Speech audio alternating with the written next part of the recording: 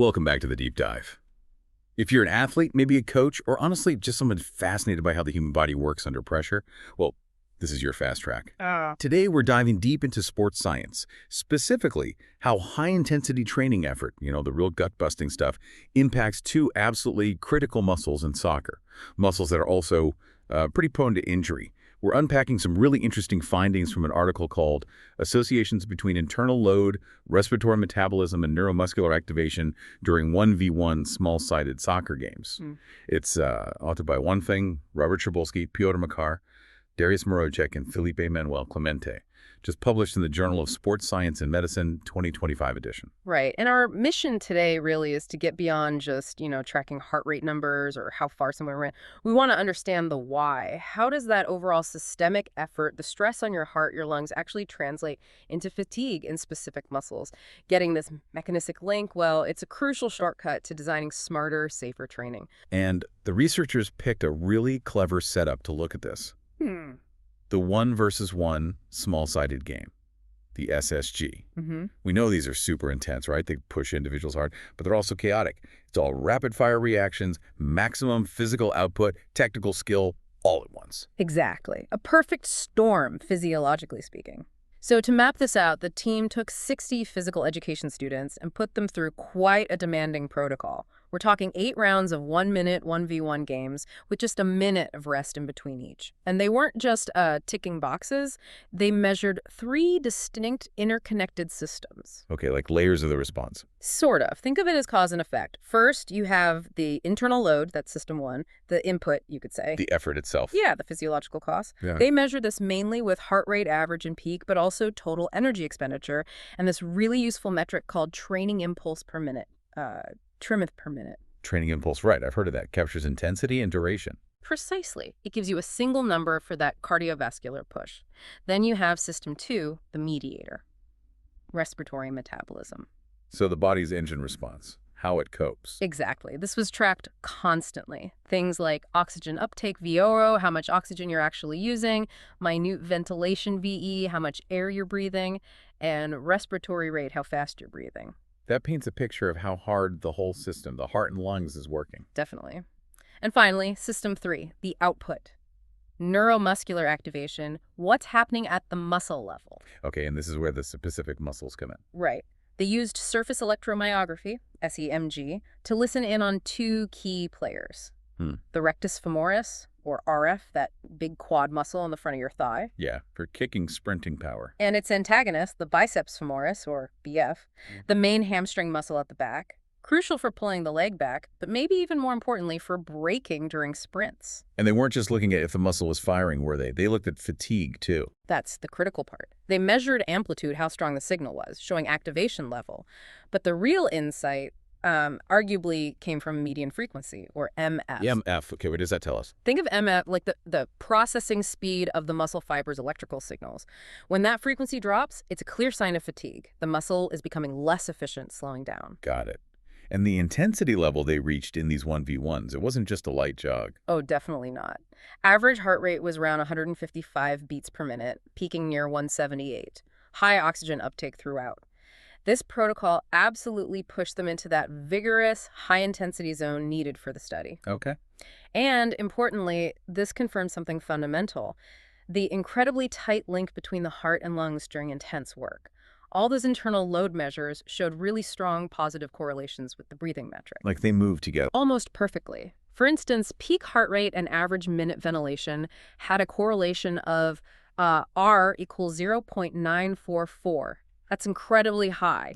It basically means your heart and lungs were working in almost perfect sync during these intense bouts. Right, so the central system is firing on all cylinders, working as one unit. Pretty much. Okay, let's pivot then. Because the central system working together is one thing. But the really fascinating part, for me anyway, is how that stress gets translated differently to different muscles. You mentioned the hamstring and the quad. The study found they don't respond the same way at all, did they? That's the core finding, really. It's all about how that systemic stress signal gets interpreted or mediated by the metabolic system before it reaches the muscle. Let's start with the biceps femoris, the hamstring. Okay. For the BF, they found the link between cardiovascular load, say peak heart rate, and the hamstring's fatigue marker, that median frequency drop, was fully mediated by respiratory metabolism. Fully mediated, meaning? Meaning the heart rate signal itself didn't directly influence hamstring fatigue.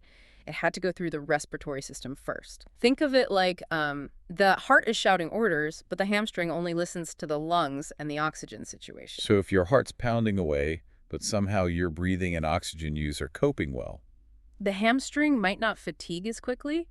Its fatigue seems almost entirely tied to the actual metabolic strain, the VO, the breathing rate, not just the heart rate telling it to work hard. wow.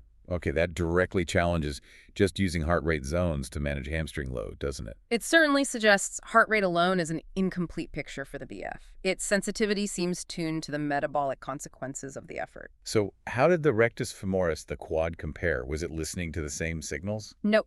Entirely different story. The RF showed what they called a dual path mechanism. Dual path, like getting signals from two different places. Exactly. Or maybe two conflicting signals. First, there was a positive direct effect.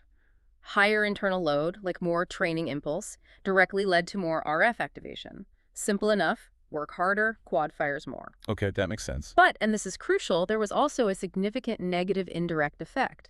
And this negative effect was channeled through peak oxygen uptake, basically, the highest level of metabolic stress reached. Hold on, so the load says go, but the peak metabolic stress says whoa, slow down simultaneously. That's essentially what the model suggests. The quad seems to be caught in this physiological tug of war.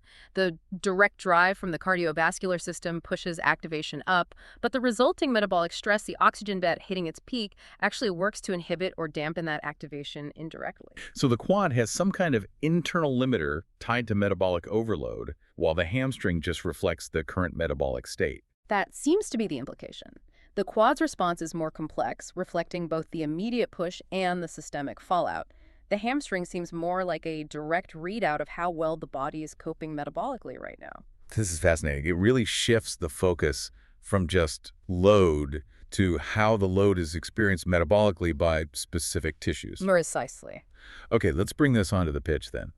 What does this mean for coaches, for athletes trying to stay healthy? We know the hamstring, the BRA, is super sensitive to this metabolic status. Why is that specific muscle's vulnerability such a huge deal in soccer? Well, because hamstring injuries are, frankly, the bane of elite men's soccer. They are the most common reason players lose playing time. We're talking about nearly 24% of all injuries. A quarter of all injuries. Yep. And it's a problem that's actually gotten worse, not better, over the last couple of decades, despite all our advances in sports science. The impact is massive for the player's health and career, and for the club's finances, too. And the biceps femoris itself, the structure, is kind of set up for this type of failure during soccer movements, isn't it? It really is. The BF faces enormous eccentric demands. That means it's working hardest while it's lengthening, acting like a brake. Like when sprinting flat out or slamming on the brakes to change direction. Exactly those moments, especially the late swing phase of sprinting and those rapid decelerations in 1v1s. That's when the BS is under immense tension.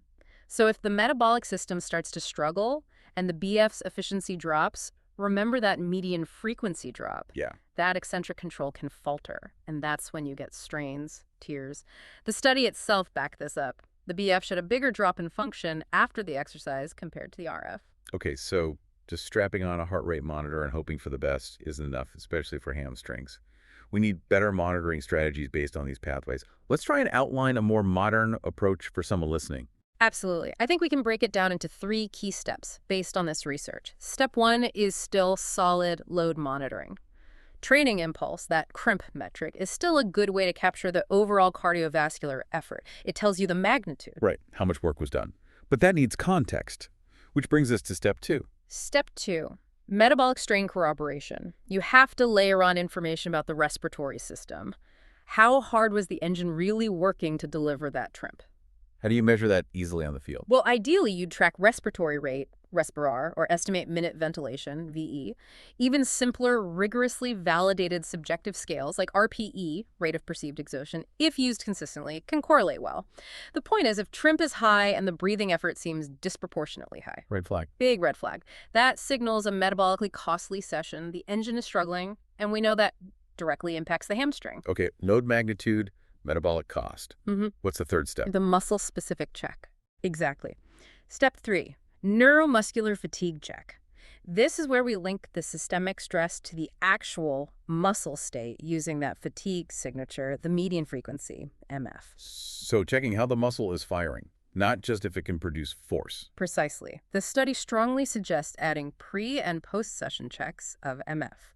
You can do this with SEMG during simple isometric tests like a knee flexion for the hamstring, knee extension for the quad. And what are we looking for? A significant drop in the biceps femoris MF, especially when combined with that high metabolic strain signal from step 2, is your critical warning sign. It means the muscle isn't just tired, it's become electrically inefficient. It's losing that fine control, particularly eccentric control.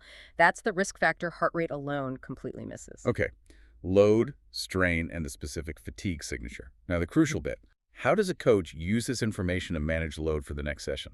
This is where that muscle-specific understanding really pays off. You need to differentiate between 2 key scenarios emerging from your monitoring. Scenario A. Scenario A. You see high respiratory strain AAD, the BF median frequency drops significantly. This tells you the session was metabolically brutal, and that cost directly hammered hamstring efficiency. The muscle is functionally compromised, especially eccentrically. So the next day. You absolutely must follow up with low eccentric work. Reduce or eliminate high-speed running, hard braking, sharp changes of direction. Focus on recovery, particularly metabolic recovery. Let the hamstring regain its efficiency. Okay, that makes sense. What's scenario B? Scenario B. You saw high respiratory strain, BUT. The BF median frequency held stable. The player worked hard metabolically, maybe their breathing rate was high, but the hamstring muscle itself maintained its electrical efficiency. So they coped metabolically, even if it was tough. It suggests they did, from the muscle's perspective. The strain was likely more aerobic, maybe central fatigue, but the specific peripheral fatigue mechanism in the hamstring wasn't triggered to the same dangerous extent. And the training implication. In this case, you can be more confident about cautiously maintaining some lower limb eccentric loading in the next session. The immediate muscle-specific failure risk isn't flashing red, this kind of personalized muscle-specific adjustment. That's really where modern load management needs to go to cut down these injuries. It really paints a much more nuanced picture than just hard day, easy day. Absolutely. All right, that brings us towards the end of this deep dive. I think the core takeaway for you listening is this discovery of 2 really different ways muscles experience load. High-intensity soccer work hits the quad through this kind of conflicted dual pathway activation fighting against inhibition from metabolic stress. But the hamstrings, they seem fully mediated by the breathing system. They primarily listen to the overall metabolic burden. Understanding that difference, that physiological filter, could be key to managing your performance and, crucially, your injury risk. Yeah, and it definitely leaves us with a provocative question, doesn't it? If these 2 critical opposing muscles, the RF and BF, have such fundamentally different ways of responding to the same internal load, how should training and recovery evolve? Maybe we need completely separate strategies, perhaps focusing on restoring metabolic balance specifically for hamstring recovery while managing activation fatigue differently for the quads, even after the exact same workout. Food for thought indeed. We really encourage you, if this sparked your interest, to delve into the specifics, the data, the models by reading the full article by Juan, Feng, and colleagues. Thank you for joining us for this deep dive into the weeds of sports science. If you want more shortcuts to understanding this kind of research, make sure you follow the channel and maybe turn on notifications so you don't miss the